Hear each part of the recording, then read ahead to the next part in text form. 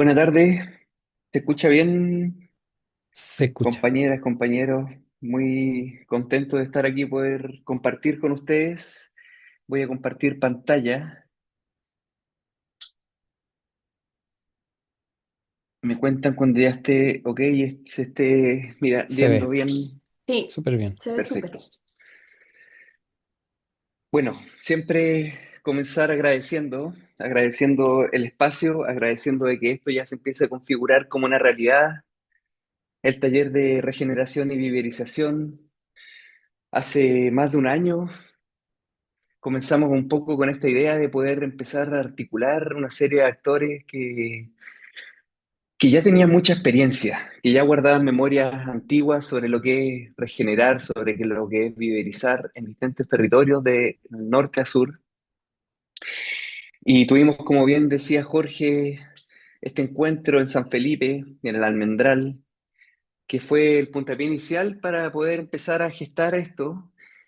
Y una de las conversaciones que tuvimos, recuerdo durante esos 10 días, fue sobre la necesidad de conocer, antes de comenzar con un programa de viverización, un poquito, aunque sea muy breve, aunque sea muy genérica, la historia del bosque templado. Ahora, aquí quisiera hacer una mención. Yo vivo en el bosque templado, vivo en la zona sur de Chile, crecí en la zona central, tengo un cariño y un afecto muy fuerte por el sistema mediterráneo, por el esclerófilo, pero sin embargo ya por el bagaje del tiempo, he ido estudiando, vinculándome mucho más fuertemente con la zona sur, con el bosque templado. Entonces, esta presentación, a pesar de que hay aspectos que sí se relacionan fuertemente con el ecosistema mediterráneo, la zona central de Chile, va a estar más centrado en el sur. Igualmente pueden salir conversaciones, preguntas de quienes vienen más al norte, sobre la zona central. También tenemos aquí a Juan Ovalle, que conoce muy bien el ecosistema mediterráneo. Entonces, muy abierto. Yo lo que quiero hacer es presentarle desde mi trabajo, eh, el cómo el bosque guarda una memoria que en muchos casos la remontamos a la historia relativamente recientes, pero en realidad lo que vemos y lo que hemos perdido, lo que ya no podemos ver, es el resultado de procesos evolutivos, es resultado de procesos históricos, es el resultado de procesos de despojo, de colonización, pero también de una memoria que permite también proyectar y que nos sirve de referencia para poder regenerar el bosque templado. Entonces, por eso le llamé a esta presentación Memoria Reciente y otras no tanto del bosque templado, porque la verdad es que quiero comenzar haciendo un recorrido que nos lleva hace millones de años atrás. Y ojalá, bueno, como les comentaba de forma genérica, pero podemos ir profundizando. Cualquier pregunta, por favor, si yo no los veo, levanten la manito o interrúmpanme, no hay ningún problema. Pueden no hacer una interrupción, sino que una mención por ahí para que hagan algún comentario, alguna pregunta. Si quieren profundizar en algún aspecto, muy, muy bienvenida y bienvenido. Entonces vamos a hacer este recorrido por la historia, la biogeografía y la conservación. Ahora, también reconocer que lo que yo hago un poco en el sur, con todo un equipo de trabajo amplio, entre ellos Bosque en Trama, ¿no es cierto?, se basa en entender relaciones que ocurren en los bosques. La imagen que tenemos a la derecha es el bosque de Pehuen, en la zona sobre los 1000 metros de altitud, en la Araucanía Andina, en Gualmapu, donde aquí tenemos dos personas muy queridas, Juana Yelef, María Ñanco, recolectando semillas de Pehuen, los piñones, los quiliú, que en cada, dependiendo del territorio, pero en este caso en abril, en otoño, forman parte esencial de la dieta, pero también de la espiritualidad, también de las formas de vida integrales, ¿no es cierto?, de un pueblo que habita estos territorios. Pero aquí tenemos una serie de actores. Están las semillas, están los árboles de Pehuen, pero también los acompañan, ¿no es cierto?, los ñirres, las lengas, las estipas, las festucas, ¿no es cierto?, que son estos pastizales que crecen en la zona alta y muy presentes también en la estepa patagónica. Están las montañas, se alcanzan a ver los roqueríos, algunos de ellos tienen legados socioecológicos muy antiguos, como incendios. Esta es una zona que se ha quemado, en repetidas ocasiones a lo largo del tiempo, fundamentalmente por incendios de origen natural, entre comillas, como los relámpagos. Están las nubes, están una serie de actores, están los pájaros, están las cachañas, que además muestran dónde hay mayores sitios de recolección. Entonces, todo un entramado, por eso el bosque en trama, de actores que nosotros lo que hacemos es mirarlos como una verdadera red, que es la red que se ve aquí a la izquierda, donde hay actores que están en rojito, otros en azul, otros en verde, y que están vinculándose, y hay unos más grandes que otros porque son más importantes, por ejemplo, en el movimiento de información, en el compartir. Entonces, nosotros decimos que el mundo, el bosque, se basa en relaciones ecológicas. ¿Y por qué el mundo? Porque el año 70, la década de los 70, Ursula Le Guin, en un libro maravilloso que yo les recomiendo a todos leer, dice, la palabra para el mundo es bosque. En los años 70 es una novela, fue bestseller en Estados Unidos, y bueno, en inglés se llama The Word for World is Forest. O sea, te dice como juego de palabras, dice la palabra del mundo o para el mundo es bosques. Y nosotros tenemos que hasta el día de hoy, algo así como un tercio del planeta aún son bosques. Algo así como 3.400, 3.500 millones de hectáreas, un 27% del planeta. Después, décadas más tarde, se juntó un grupo de científicos, de activistas, de artistas, hicieron un libro maravilloso que se llama The Word for World is Still Forest. Y entonces ellos dicen, la palabra para el mundo todavía es bosque. Y hacen un juego de nuevo de palabras, recordando el trabajo de Ursula Le Guin. Es un libro muy lindo, yo se los puedo mostrar en algún momento, quizás lo voy a intentar llevar también la próxima semana al COTCOT, y que juntan y empiezan a hablar del bosque entre distintas miradas de artistas, muestran también miradas de economistas, de científicas, científicos, y dicen, el mundo sigue siendo bosque. Es fundamentalmente azul el agua, pero sigue siendo un bosque. Ahora, cuando nosotros, que nos interesa mucho el bosque templado, decimos en realidad sí, sigue siendo un bosque y los bosques templados parecen ser sistemas sumamente, paisajes sumamente únicos en el mundo. Y están, si se pueden mirar en esta imagen, en verde, muy asociado a las costas de algunos distintos continentes.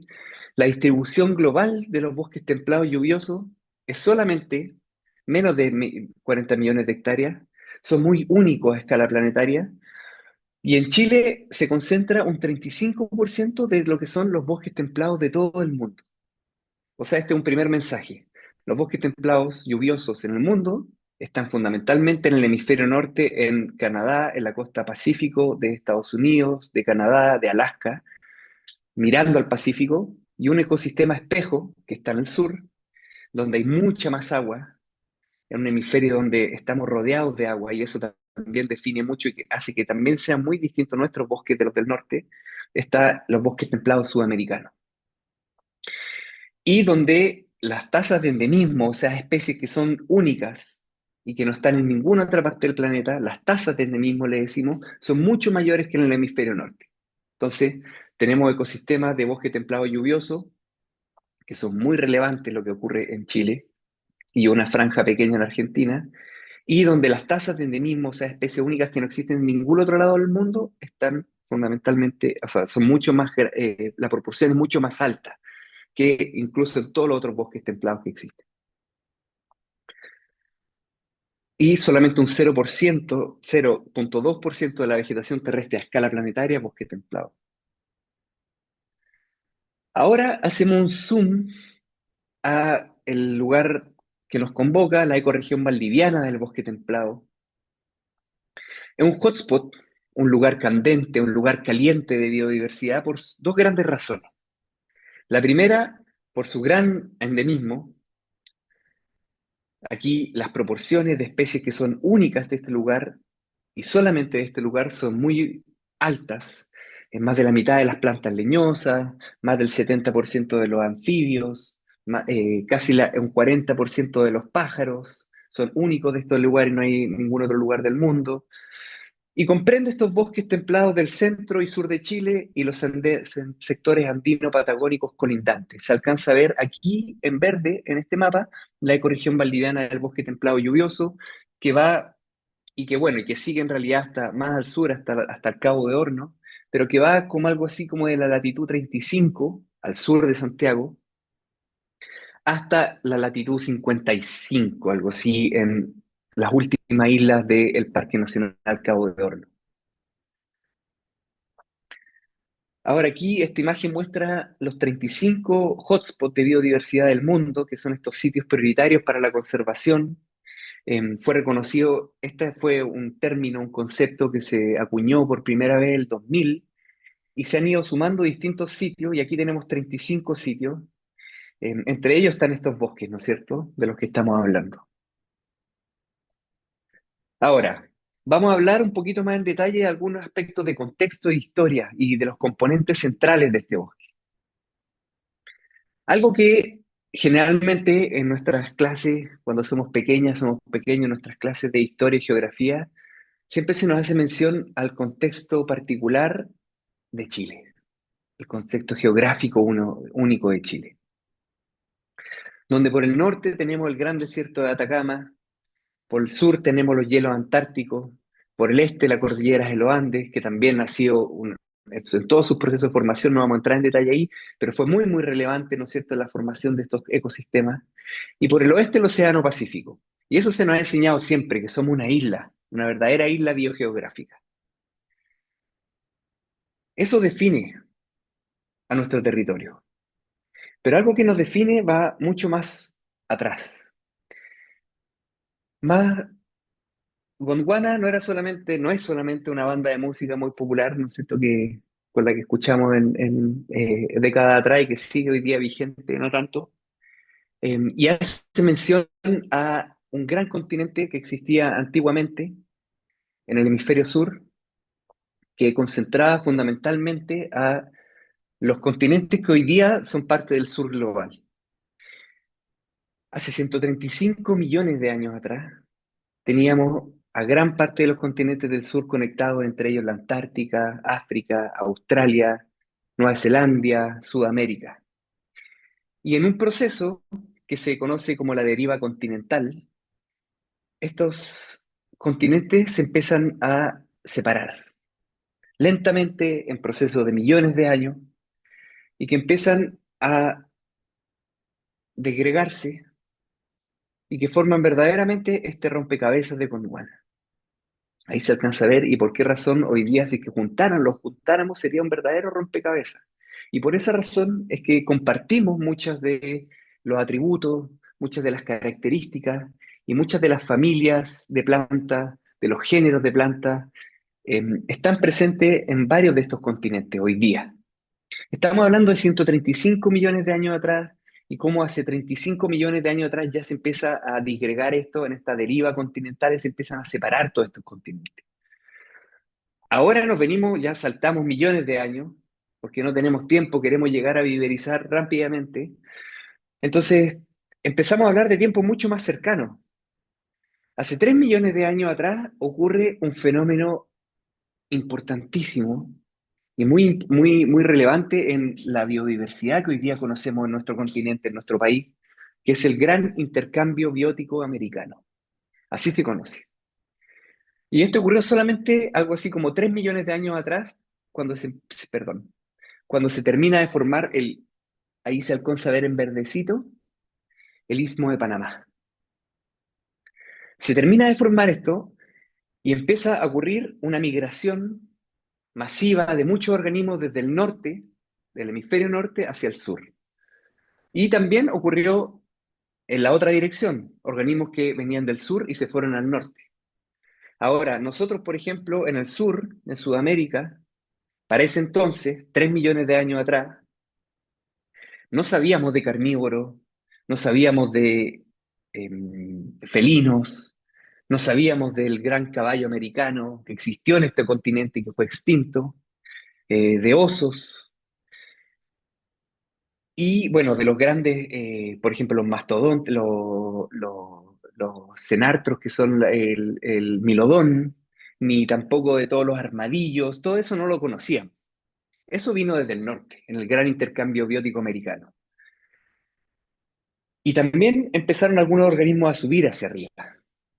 De eso no quedan muchos en el hemisferio norte, pero sí, por ejemplo, ya que empezamos a reconocernos que nosotros teníamos una conexión con Gondwana, éramos parte de este gran continente, ahí están los canguros en Australia, nosotros en Chile, por ejemplo, tenemos 4 especies de marsupiales, entre ellos la yaca del norte, la comadrejita trompuda y el monito del monte, que además hoy día ya se ha dividido al menos en 3 especies distintas. Entonces, los marsupiales empezaron a subir del sur hacia el norte. Y los que vemos hoy día, los tlacuaches, los tlacuajillos, los possum, que les dicen en el norte, que son marsupiales de tamaño mediano, esos vinieron desde el sur al norte. Pero nosotros en el sur recibimos mucho más desde el norte a lo que fue del sur hacia arriba.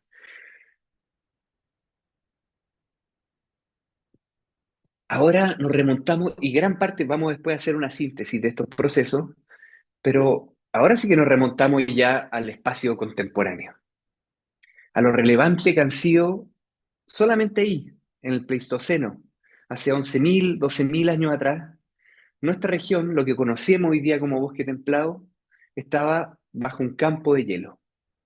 Y en la imagen que se alcanza a ver aquí, se proyecta todo lo que estaba cubierto de hielo en esta línea negra. Aquí se alcanza a ver las formaciones que hoy día guardan la memoria de los hielos de ese periodo, que es el campo hielo norte, que está aquí en el desierto en la región de Aysén, y el campo hielo sur. Esos son remanentes que quedaron de hielo de lo que fue la última gran glaciación del Pleistoceno, donde se alcanzan a ver gran parte de la vegetación nativa, gran parte de lo que ya existía de los bosques templados, se refugió en la cordillera de la costa, en parte del norte de la isla de Chiloé, hoy día resguardada en el Parque Nacional Chiloé, pero gran parte de lo que existe del reservorio genético más antiguo, de lo más antiguo que tenemos de los bosques templados, está en la cordillera de la costa, y desde ahí, cuando se fueron retirando los hielos, la vegetación fue colonizando la depresión intermedia, fue colonizando la cordillera de los Andes. Y también por eso es que se dice que es tan dramática la situación de que hoy día tengamos tan pocas áreas protegidas en la cordillera de la costa y en la depresión intermedia, donde un menos del 1% del territorio está protegido, y gran parte de la conservación está, las áreas protegidas están en la zona cordillerana, cuando en realidad lo más antiguo, que tenemos que también prestarle mucha atención, desde donde colonizaron estos reservorios, están en la zona costera. Ahora también otro elemento que caracteriza estos lugares, que ha modelado los bosques templados, es el volcanismo andino. Fundamentalmente, además, en la zona andina, donde tenemos diagonales de volcanes, tenemos a los volcanes dentro de los 4 volcanes más activos de todo el continente, de toda Sudamérica, al menos está el volcán Rucapillán o Villarrica, el volcán Yaima, de erupciones recientes ambos, uno el 2008, el Yaima, si no me equivoco, la última, y el volcán Rucapillán el 2015, la última erupción. Y esto definitivamente ha ido modelando también nuestro paisaje. Entonces, en síntesis, vamos a decir que gran parte de la biodiversidad que tenemos hoy día en los bosques templados tiene 2 grandes vertientes, 2 grandes orígenes. Primero, todo lo que viene desde el Gondwana. Y también mucha otra biota que vino desde el norte y que también no pudimos profundizar, pero también tiene un origen tropical, muchos de los cuales se fueron perdiendo con las glaciaciones, también se perdieron anteriormente con el surgimiento de la cordillera de los Andes. Y entonces hay cambios geoclimáticos, como la deriva continental que hablábamos, el aislamiento geográfico, los cambios climáticos. Luego algunos eventos catastróficos que a través del tiempo, como el volcanismo, como las glaciaciones que fueron modelando lo que tenemos hoy. Y luego ya vienen procesos ecológicos que son mucho más recientes, como cuánto se pueden dispersar las especies, qué lugares pueden llegar a alcanzar y establecerse, reproducirse, que es la dispersión y la selección, los lugares donde seleccionan para poder vivir. Esto fundamentalmente es más claro en la fauna. También están todas las interacciones ecológicas, las cooperaciones o mutualismo, la depredación, la competencia, que son interacciones ecológicas que también van definiendo, por ejemplo, dónde puede estar una araucaria, porque colabora, porque compite, en qué zonas puede vivir y en qué otras zonas no puede habitar. También las interacciones ecológicas que son cotidianas, que se dan en los día a día, van definiendo un poco eso. Ahora, lo que no podemos dejar de lado, y que lo vamos a ver ahora también, son las transformaciones más recientes de los hábitats. Y aquí hablamos de la destrucción masiva de bosques, de la deforestación, de la degradación, de la fragmentación, que también define hoy día lo que nos va quedando de bosque, lo que también define hoy día de por qué razón hoy día tenemos el 70% de la superficie original de nuestro bosque que se perdió. Va a depender mucho de los lugares, pero en general se habla de esas cifras. Entonces, por ejemplo, nosotros, yo les comentaba, tenemos una biodiversidad, una biota de origen gondwánico, que viene de esta conexión ancestral de hace millones de años del Gondwana, y remanentes de eso son las araucarias, Araucaria araucana, el pehuen, ¿no es cierto?, que da nombre a una región, la Araucanía, que además, bueno, tiene contraparte, la Araucaria angustifolia, que es el pino paraná, o también tiene otros nombres en el norte, en Misiones, en Argentina, o en el sur de Brasil. Está otra Araucaria, que es la Araucaria angustifolia. También están las otras Araucarias, heterófila, la vidwili, son especies que están en Australia, por ejemplo. Entonces nos recuerdan esta conexión. También aquí, bueno, ustedes seguramente, muchos de ustedes ya conocen estas especies que estoy mostrando aquí. A ver, ¿qué especies vemos con los micrófonos? ¿Alcanzan a reconocerla? Pirulillo. El ciruelillo, ¿no es cierto? O en otro. Yauque, ¿Quién más por ahí? Hay un matico por ahí. Matico. Matico, ¿Notro? exacto. Aquí, sí. Oye, Los Choique, notros, claro, el ciruelillo que le decía Rodrigo, Yeuque, el yeuque. Oigan, una pregunta, bueno, el yeuque, que es fascinante, ¿no es cierto? No, no vamos a alcanzar a visitar zonas de distribución de yeuque, pero también la uva de cordillera, como le llaman. Oye, Rodrigo, ¿en Biobío le dicen ciruelillo al notro? No sé, no, yo creo que nosotros, o sea, es Notro, como o Cirulillo, notro. nombre más de campo Ya, quizás, pero ahí está El la Notro es llana, el sur, su nombre Canela. vulgar. Sí. notro. Perfecto, gracias. Sí, pues efectivamente, notro, ciruelillo en Chiloé. Nosotros tuvimos toda la semana pasada ayer, ciruelillo. Después está.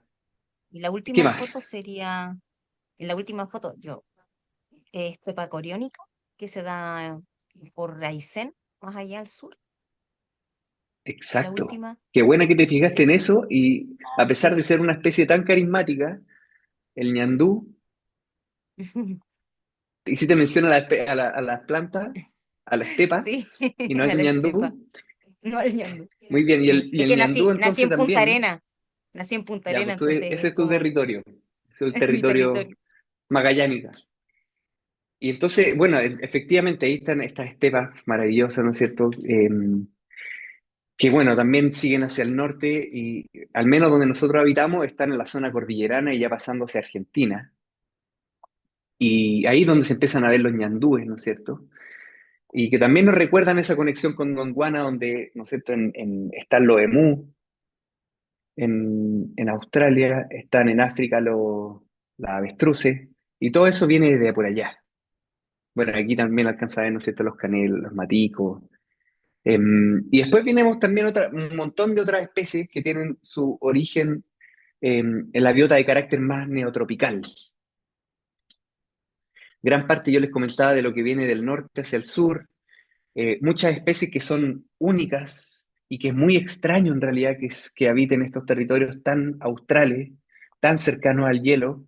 Entre ellos, por ejemplo, tenemos las cachañas, los choroyes, que en realidad siempre la gente que estudia los pájaros le llama mucho la atención que en Cabo de Horno existan las cachañas, en Patagonia, ¿no es cierto?, en Magallanes, son muy características, en Torre del Paine, en zonas cercanas, ¿no es cierto?, a Punta Arenas, las cachañas, tener a loros que en realidad tienen un origen tropical, habitando el extremo sur del continente, y además que, bueno, eso es muy interesante también, pero que no vamos a entrar mucho en detalle ahí, pero existieron procesos de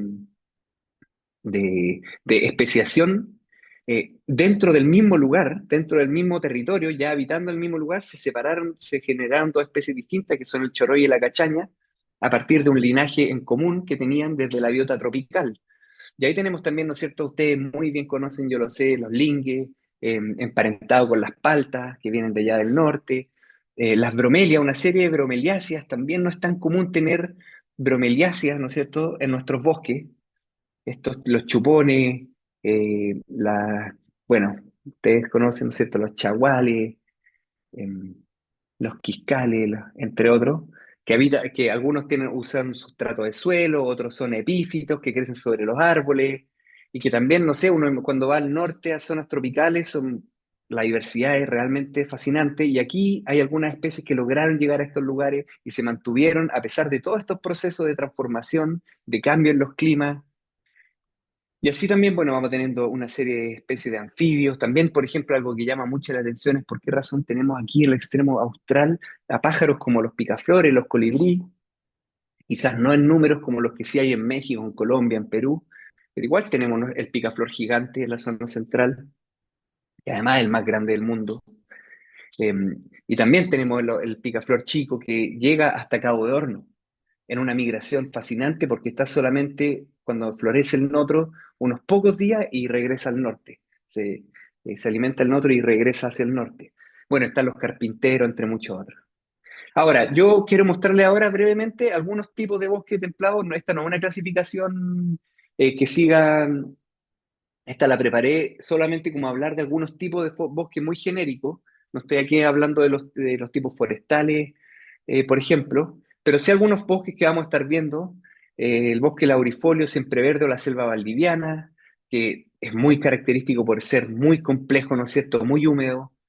Eh, Aquí, bueno, ¿no es cierto? Este individuo es en la Reserva Nacional Costera Valdiviana.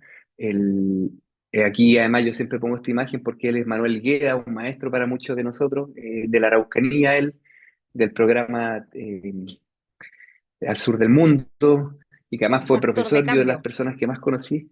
¿Mm? factor de cambio. También estuvo un factor de También, cambio. Ah, pero él sí, es también el estuvo. hermano de Manuel, entiendo, Ahí está. que también falleció hace poco, Francisco Gueda. Él es Oh, qué Manuel Gueda, pena. que era profesor también. Los dos fallecieron hace poco. Manuel, que está aquí durante el COVID, y él es de las personas que yo siempre conocí y siempre reconozco que más sabía de historia natural, de los bosques templados, sabía de todo. Y bueno, él está aquí un poco mostrando este abuelo alerce, o abuela alerce, donde además hay especies muy características, ¿no es cierto? Muy numerosas especies de lecho, las hierbalosas, los ampes, bueno, la lusuriaga aquí, ¿no es cierto? Los quilinejas, los coicopihue, entre otras, muchas otras que caracterizan estos sistemas. Después está el bosque andino caducifolio, que es el que se caracteriza también por cambiar los colores en otoño, que es un verdadero espectáculo, ¿no es cierto?, a principios de otoño y empiezan a generarse estos verdaderos mosaicos, ¿no es cierto?, de colores, que además en las zonas altas emerge, ¿no es cierto?, este bosque mixto entre estas especies que botan la hoja, que cambian de color, como las lengas, como los raulíes, como los ñirres, que además están asociados, ¿no es cierto?, a la araucaria o el pehuen, araucaria araucana.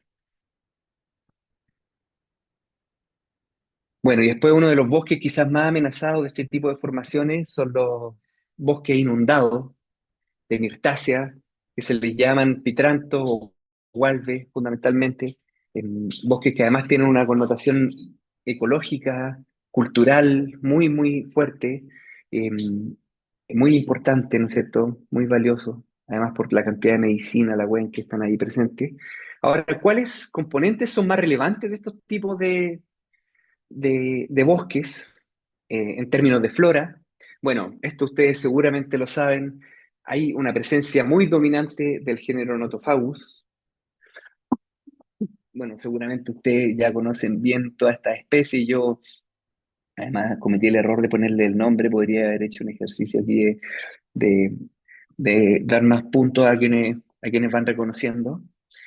Pero bueno, entonces están los coihues, solamente un ejemplo de las especies que además están presentes en el lugar donde nosotros vamos a estar la próxima semana, como el coihue, el raulí, la lenga, el roble, guaye o pellín, y el mire. Aquí se alcanza a ver una imagen de la zona en el planeta, ya se me cortó un poquitito ahí, donde está presente el género Notofagus y también nos recuerda millones de años atrás. Existen 35 especies del género, no sé si esto ha cambiado en los últimos tiempos, estos números, pero existirían 35 especies del género Nothofagus y 10 serían endémicas de los bosques templados de Chile y Argentina. El origen gondwánico es estimado en unos 80 millones de años y además que en la Antártica se han encontrado fósiles también de Nothofagus, también de Araucaria. Ahora, después viene todo un grupo fascinante que son las coníferas, donde tenemos estas tres familias, ¿no es cierto? Las araucariáceas, las cupresáceas y las podocarpáceas. Ah, bueno, aquí no están los nombres. Ah, pero a ver, ¿cómo la vamos a hacer para que me indiquen las especies? A ver, ¿qué especies vemos aquí? Sin ver ahí. Ciprés de la cordillera. Yo me caso con el pehuen, la única. Mañío. Ciprés de El ciprés de la cordillera cordillera, ¿dónde está? A ver, ¿se alcanza a ver abajo. ahí, Ese, ah, El yeuque el otra vez. abajito, ¿no es cierto? Alcanza a estar de ahí. abajo. Está el yeuque igual, Este arriba y después mañío, ¿no es cierto? También los mañíos. ¿Mm? Mañío. hembra puede ser o macho, no sé. Exacto. Sí, claro. Y entonces están todas estas especies, bueno, fascinante, vamos a seguir conversándolo en general, que tienen los sexos en distintos árboles, pero el Saxegotaea, el mañío hembra, los tiene, es uno de los pocos casos los que tiene en el mismo árbol, en el mismo individuo, tiene el sexo masculino y femenino juntos. Bueno, estos son datos rosas y también tenemos, bueno, eso a grandes rasgos. Tenía también toda una diapositiva con los arbustos, etcétera, pero quería seguir avanzando. En el libro este confieso que he vivido tan controversial, pero que es una obra póstuma, ¿no es cierto?, de Pablo Neruda. Él dice que quien no conoce el bosque chileno no conoce este planeta. Yo esto siempre se lo pongo a los estudiantes, incluso a los extranjeros, les digo, igual es bien pretencioso, pero nosotros que estamos aquí seguramente estamos convencidos de esto.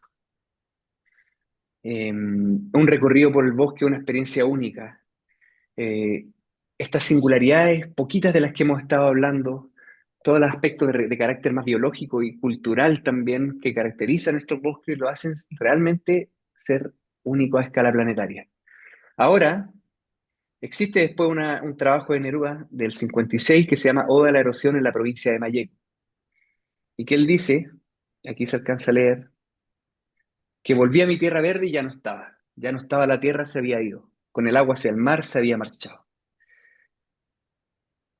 Bueno, todos seguramente saben, Pablo Neruda, Nestalí Rey era de Traiguén, una zona transformada aceleradamente, ¿no es cierto?, a lo largo de la historia, y que gran parte de esos procesos de transformación fueron también sintetizados en este trabajo, que para mí es una de las obras fundamentales para quienes nos interesa la historia, la biodiversidad y el proteger la vida de estos bosques, liderado además por el trabajo que hizo la profesora Elena Hoffman, pero también aquí participaron no solamente académicos, académicas, sino también políticos, mujeres y hombres de iglesia, a través de este libro, La tragedia del bosque chileno, que muestra estos procesos de pérdida del bosque templado a lo largo de la historia. Muy dramática.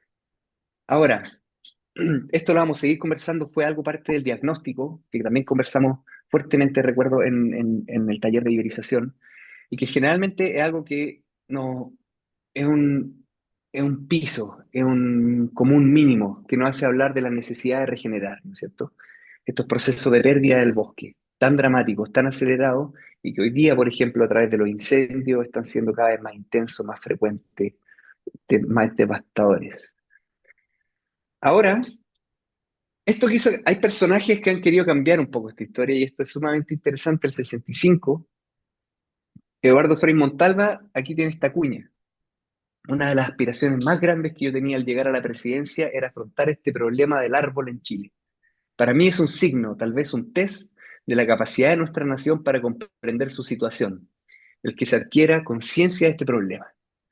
Ahora, esto, de una u otra forma, también reconociendo que echa la ley, echa la trampa, propició lo que más tarde conoceríamos como una de las grandes transformaciones más recientes en esta historia que hemos recorrido de los bosques templados. El 66, aquí hay otra cita, eh, perdón, bueno, sí, aquí, sí, ya, sí, 66. Especial referencia debe hacerse a la política forestal del gobierno. Ella está basada en la conservación de los recursos naturales del país, suelo y agua en especial, simultáneamente con la ampliación de la zona boscosa, que permitirá conquistar una posición prominente en el mercado internacional de papel y celulosa. La meta es formar entre 1965 y 1970 450.000 hectáreas de nuevos bosques. Ustedes conocen la historia se cuenta sola de lo que ocurrió posterior a esto. Y esto es parte también de la transformación, parte de lo que nos queremos hacer cargo, ¿no es cierto? Gran parte de las organizaciones que nuclean al bosque en trama. Y que hacen también que cobre más sentido un poco esta imagen también y el por qué es reconocido este ecosistema como un hotspot de biodiversidad. Nosotros aquí está en rojito justo la zona donde trabajamos, que es la zona cordillerana, donde vamos a estar la próxima semana, donde aún permanecen, esta imagen es del 2000, pero aquí el 2025, permanecen superficies importantes, aún existen, de bosque nativo, asociado a la cordillera de los Andes. Como alcanzan a ver, gran parte de lo que es depresión intermedia y costa se ha perdido. Ahora estas son cifras, la cita, por ahí la puedo llevar la otra semana, la tenía en la otra presentación, de las tasas de deforestación. Y lo que me gustaría hacer mención acá es no solamente que sigamos hablando un poco de estos procesos de pérdida, sino también el cómo existen ciertos conceptos de los que es importante traer a colación y que podamos discutir. El de deforestación es pérdida de la superficie forestal, ¿no es cierto? Mientras que la degradación es otro concepto distinto y que hoy día hay muchos investigadores, entre ellos René Reyes, que ha hecho investigación bastante sobre esto, que dice además que ese es el gran problema del bosque hoy día. No es tanto la deforestación. Las tasas bueno, y Pablo también maneja cifras súper interesantes alrededor de esto, es la pérdida en los atributos de los bosques. Por ejemplo, ya no es solamente la pérdida de superficie, sino que también la pérdida de árboles grandes, de gran tamaño, que no están reconocidos en la ley, es la pérdida del sotobosque, es la pérdida del detrito leñoso grueso, que son todos estos componentes del bosque que están en descomposición en los suelos, las hojarascas, todo eso forman parte del bosque. ¿Sí? Y en los procesos de degradación, en muchos casos, no existe necesariamente una pérdida de superficie, pero sí se están perdiendo estos atributos que son muy, muy importantes, tanto biológica como culturalmente. No hay mucho tiempo para profundizar en esto, pero gran parte de la investigación que también hemos hecho, porque en el sur la degradación es un tremendo problema. La limpieza del bosque, fundamentalmente en muchos casos, asocia a el limpiar el bosque, limpiar el sotobosque, y quedan algunos guayes, todos de la misma edad parados, no se ha perdido superficie, si uno lo mira desde el espacio en muchos casos, pero bajo eso existe verdaderos desiertos, y es un tremendo problema. Ahora, a pesar de estos procesos de pérdida, y aquí estoy terminando, me quedan solamente 2 diapositivas, los bosques guardan su memoria. Aquí tenemos un coihue, y este coihue está rodeado de un ecosistema regenerándose de bosque nativo, con un montón de especies asociadas. Y esto guarda en la memoria, ¿por qué razón? Una memoria evolutiva. Este coihue de gran tamaño, tiene casi 2 metros de diámetro, es un remanente que guarda la historia, guarda esta memoria evolutiva. Este nos recuerda un poco de esta conexión con Guánica de hace millones de años atrás, nos recuerda del gran intercambio biótico, nos recuerda de los procesos de glaciación, pero también tiene una memoria histórica, no se alcanza a ver ahí, pero tiene ciertos legados, algunas zonas, algunas partes del árbol que se ven quemadas, que nos recuerde esta historia. También nosotros lo hemos explorado en cómo la historia oral, la gente reconoce, cuida estos árboles que están ahí remanentes.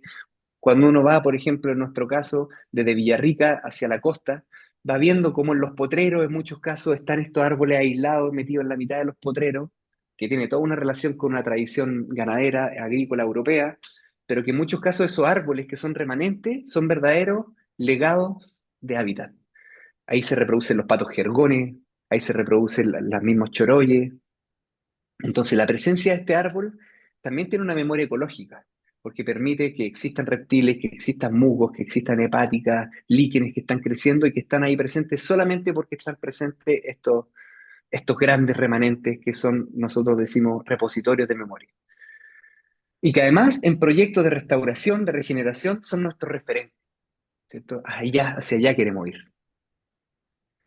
Entonces, decimos esta necesidad de recomponer la relación vital entre personas y bosque.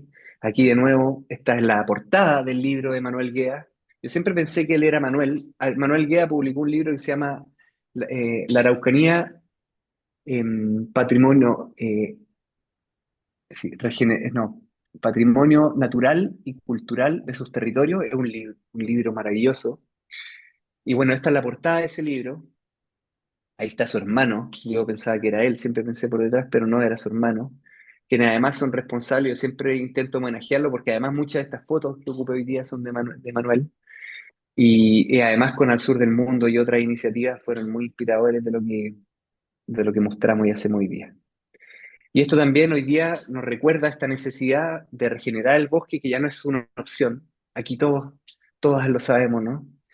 Sino una necesidad ineludible para garantizar la continuidad de la vida, los medios de vida local, tan asociados, ¿no es cierto?, en gran parte a los bosques y la resiliencia frente a los cambios socioecológicos, que no son solamente climáticos, sino son cambios demográficos, alimentarios, climáticos, ¿no es cierto?, educativos, entre muchos otros.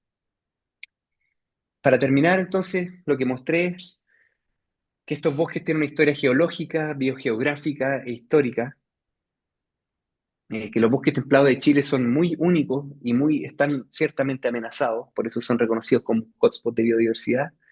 Y es importante reconocer y darle vuelta. Aquí mostré solamente la tragedia del bosque chileno, pero hay una serie de otros libros que podemos compartir quizás la próxima semana, quizás ver algunos videos en la tarde, que nos muestran estos procesos históricos que hacen hoy día que sea más importante que trabajemos en la regeneración y biodiversización de los bosques nativos. Eso sería. Muchísimas gracias. Estoy muy disponible así cualquier comentario, pero